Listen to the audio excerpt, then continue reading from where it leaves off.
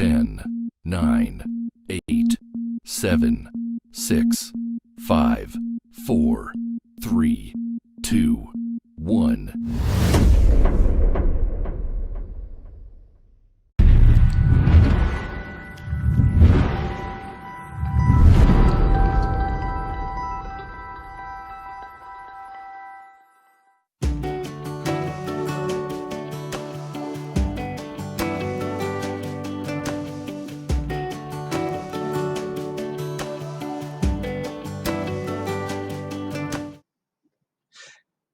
G'day and welcome to Dax Chats again. Here we are, and today I've got someone very, very special.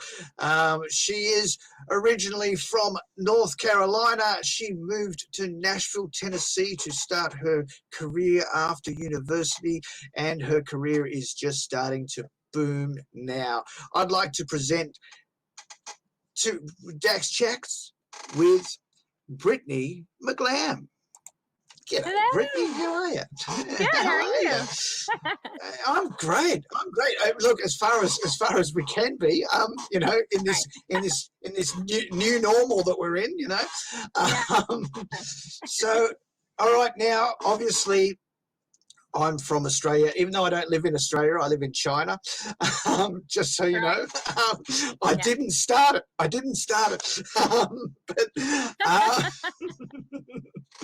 All right. So before we go into anything, a lot of people that are around the rest of the world may not know who Brittany McLamb is. So please tell us who Brittany McLamb is.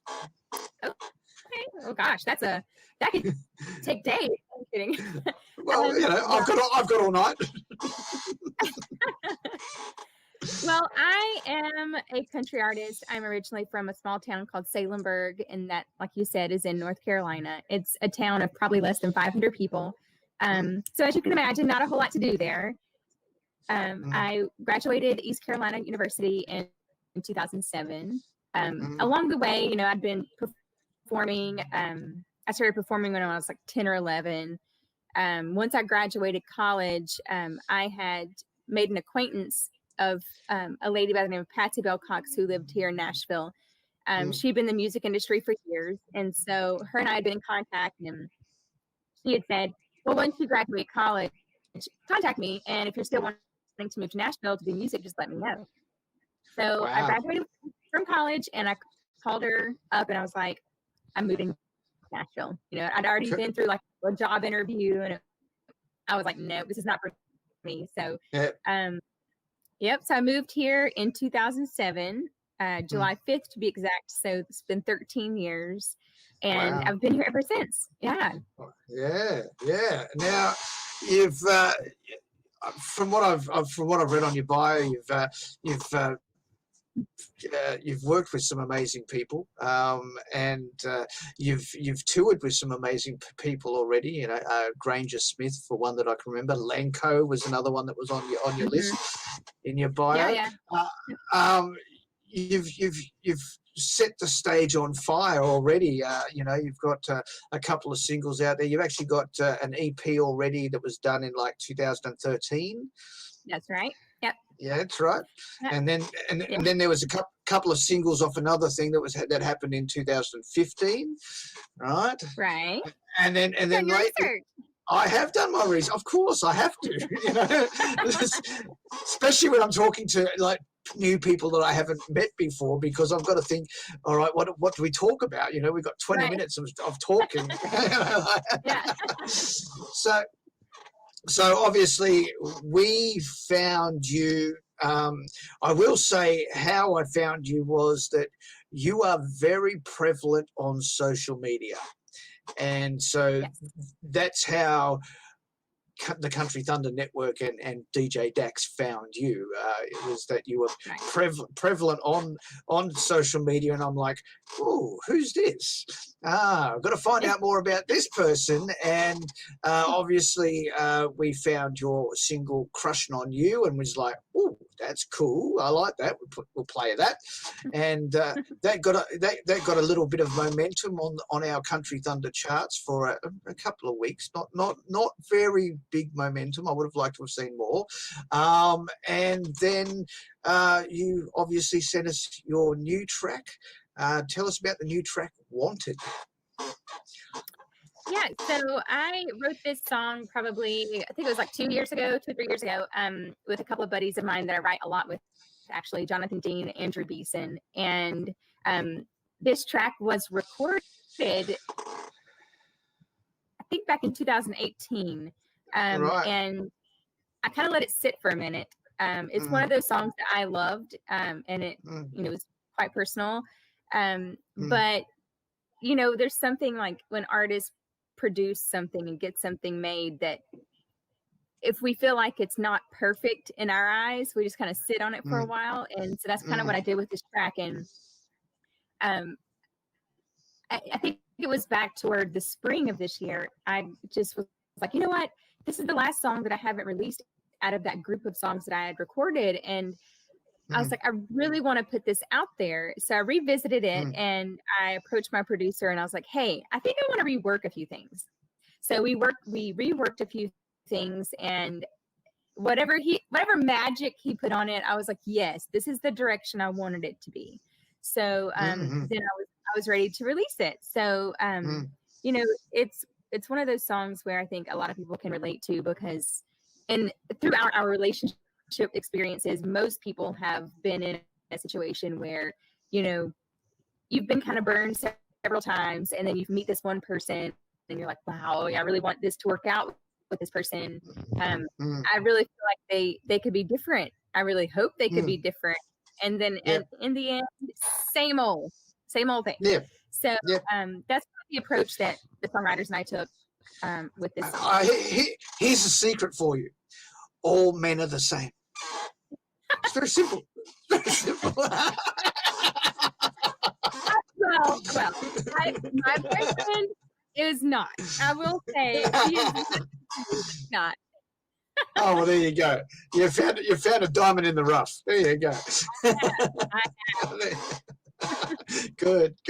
Yes, but I mean, yes. And I think it goes both ways, really. I think, the song just doesn't resonate for women wanting to feel wanted. Of course, men want to feel wanted as well. So, and I think that resonates in the song. So I think you've encapsulated the whole thing. Yeah. Yeah, very good.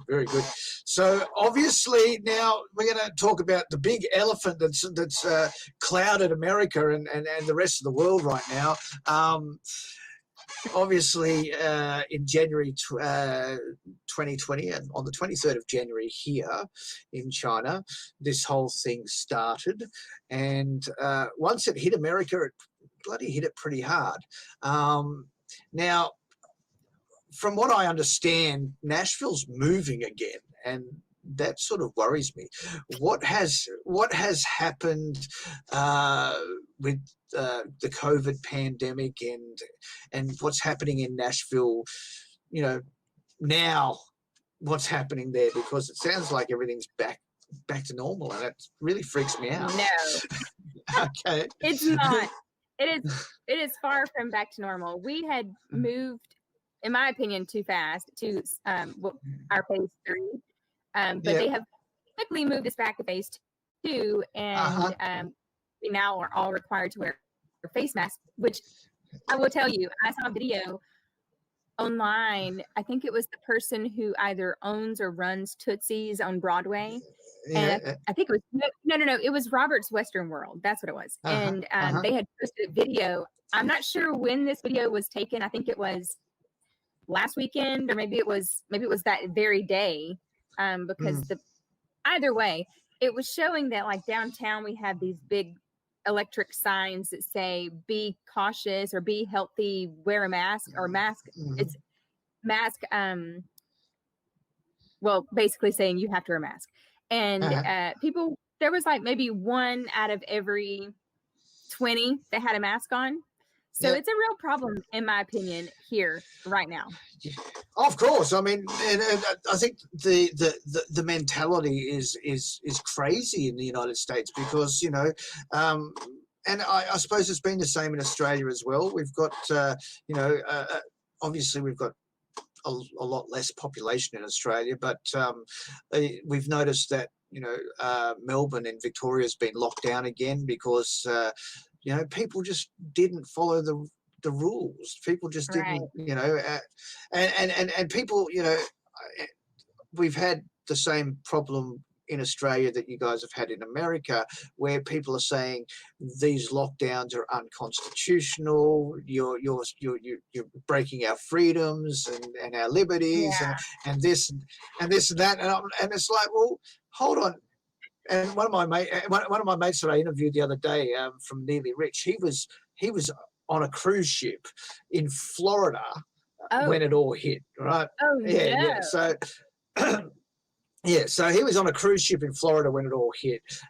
He had to actually stay out off the port of Florida for a week with nobody on the ship because they wouldn't allow the staff on the ship to come through America or come into America. So then they had to get personal security to take him directly to the airport, get him on the plane so he wasn't rushing off into the United States somewhere, all right, to get him back to Australia. And he was saying that, like, he can't believe, what's happening over there, when there's like 50,000 people getting infected a day and as we know, we've had over 3 million people infected in the United States, and one of our dear country icons of the 90s has passed away because of it, as well as John Prine as well. Yeah, I was about to say, can't forget him. Yeah, can't forget him. That's for sure.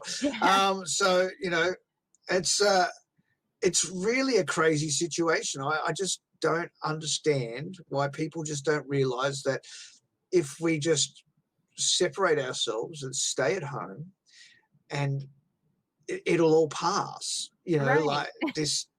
If you've got to go outside, wear a mask. Simple, and I had to do the same. We were in Beijing, we were in lockdown, and I'm not in Beijing now. I've moved address, but we were in Beijing. We were in the capital, and it was nowhere near Wuhan where it all started. Mm-hmm. But the Chinese central government turned around and said Wuhan's on lockdown, and immediately on the same day, Beijing was in lockdown because they didn't want anything in Beijing because that's where all the government officials are. That's where all the high class army officials are, and all the main people that run China are all there. So they were like, we can't have anything happen there. So they shut Beijing down at the same time. So basically, I've still been inside ever since the 23rd of January. I started this radio station, the Country Thunder Network. I started this radio station because I was in lockdown. I was like, I need to do something. Yeah. So this whole network and this whole thing that we've got, we've got not just one Facebook page, we've got 8 Facebook pages. We've got the Country Thunder Network, we've got Country Thunder Australia, we've got Country Thunder USA, we've got Country Thunder Canada, Europe, UK, New Zealand, South Africa, plus my DJ Dax Facebook page. They all came about from the pandemic. And so the whole radio network started based off I needed something to do because I was stuck at home, and I was like, okay, I've got audio equipment. I used to have a radio station. I've got audio equipment. I used to, produce my own music in my own house. So I had everything all set up, and I was like, this is easy. Bang, there we go, radio station done. Well, you've done an amazing job, gosh. You'd think in a very short time. You'd think I'd been like I've been doing radio for 4 years, but I started off 4 years ago doing something called Rock On Radio, which was a bit of everything. It had pop, rock, country at some points and stuff like that. Yeah. And that was just a hobby thing. And then I had a guy ask me to make his radio station a 24-hour radio station. I was like, this sounds all right. Okay, no problem. So we banded together and became, well, that died in August of 2018, and I rebranded again and called it Oz Country Down Under, but it was only for Australian artists at that time. And I was living in Australia, and I moved back to my family, so I shut everything down again. Yeah. And then the pandemic hit, so I was like, okay, I'm going to start a new station, Country Thunder Network it is. And that's it. And I can't believe how quickly it grew. But, I mean, I suppose because everybody is stuck at home, what else is there to do but to listen to the radio or watch Netflix? That's right. That's it. That's it. Yeah. And that's all I do. I either listen to my own radio station that I run, or I don't bother with Spotify because I like the radio station. Right. And if I'm not listening to that, I'm watching Netflix. Same. Me too. So I suppose we should say when I've listened to you, you remind me a lot of, even though you're different in the style that you're creating, you do remind me a lot of Martina McBride. Well, that is a major compliment, but it's not the first time I've heard that. Yeah, well, it is. It's just that when I listen to it, I'm like, there's something there that reminds me of Martina, I think, and I think you've got the ability to go very, very huge with some songs. Like when you think about Martina doing Independence Day, it's like, right. Wow, I think you could do those types of things. I think it'd be great to see you do something big like that. That would be a dream. Well, maybe you should talk to Martina and figure out how she did it. Yeah, because I remember a story before Martina became Martina McBride. She was selling merchandise for Garth Brooks. That's right. So, yeah, so I mean, maybe you should go sell merchandise for Garth Brooks. If only. You never know what could happen. Yeah. He's an amazing guy. He is. So I guess what I want to say is, what's going to be next for Brittany McLamb? Because I do know that you tweeted a little secret the other day, and that you are going to be acting as well. Oh yeah. I do that too. I do everything. No, so I am an actor, and I have an agent here in Nashville, and so I was on a project. I can't say anything about it because of policies and things, but it's going to be, it's an awesome piece, and I cannot wait for it to come out. It's very relevant. I would just say that to the time, but so I did that, and cool. And I've actually been working on. I've had some problems with my Pro Tools, so it might be a little delayed, but I'm working on something else with the song Wanted to put out there for it. I'm a big fan of like acoustic bluegrass type vibes, so that gives me a little hint on what I'm working on with that. There'll be audio and visual. So you're going to strip it back. Oh, okay. There you go. All right. Yeah. Okay. There you go. Well, that's going to be interesting. I'd like to hear that. I would like to hear an acoustic version of it. That'd be good. Yeah. And now I do, because you're the first person I've spoken to in Nashville. Tell me, in Dax Chats, of course. Right. And I do know people in Nashville. I'm sure. But I want to know, obviously the city's usually bustling, and, there's people everywhere, and Broadway's got pubs, clubs, you name it, all the way down it. How true to form was the TV series Nashville? That's funny because I made a comment about this recently. It's a lot of glitz and glamour that does not occur. That show, I love that show. I thought it was very well done.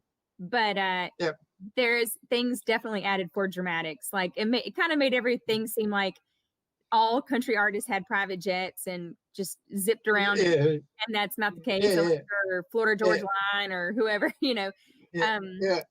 But there's lots of fluff added to that show.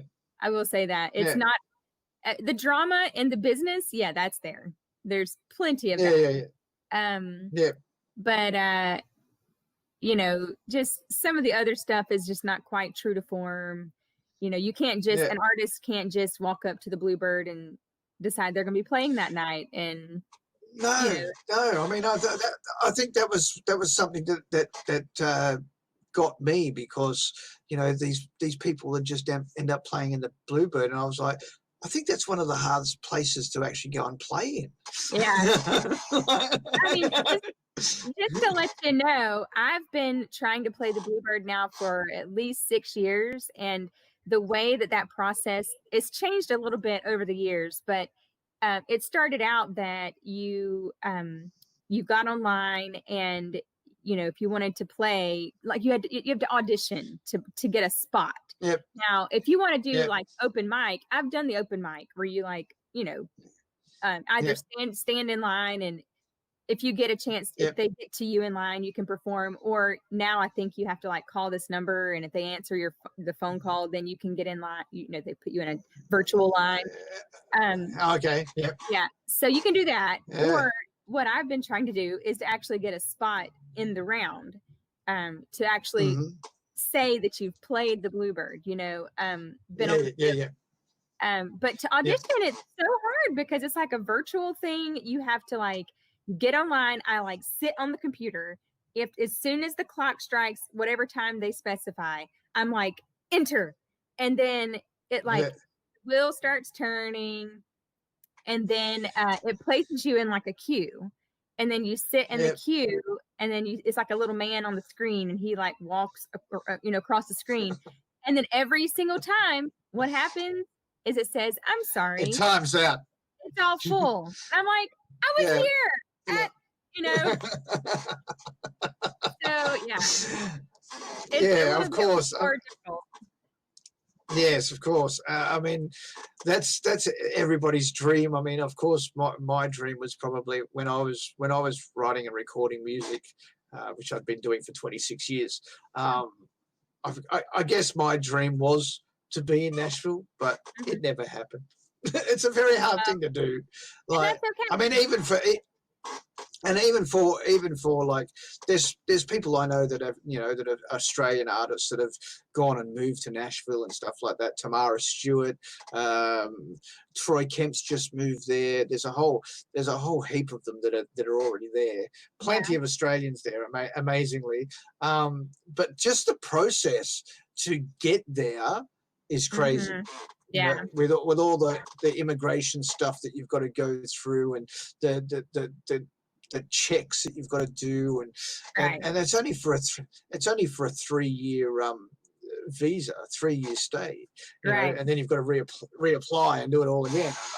So I never did. I mean, I'd still love to go and visit the place one day. Who knows? Yeah, you should. But, I'd have to come and visit you, wouldn't I? Yes. Exactly. For sure. All right. Well, it's been really great talking to you, and thank you for taking your morning to chat to me. Yeah, absolutely. Thank you for having me. It's been so much fun. Anytime. So as soon as you've got something new, you're going to let me know, and obviously we'll chat again once you've got something new. All right. Sounds good. Yeah. No worries. Thank you very much. Okay. That was Brittany McLamb, and you've been watching Dax Chats, which is proudly supported by Neon Horse. And until next time, it's bye for now.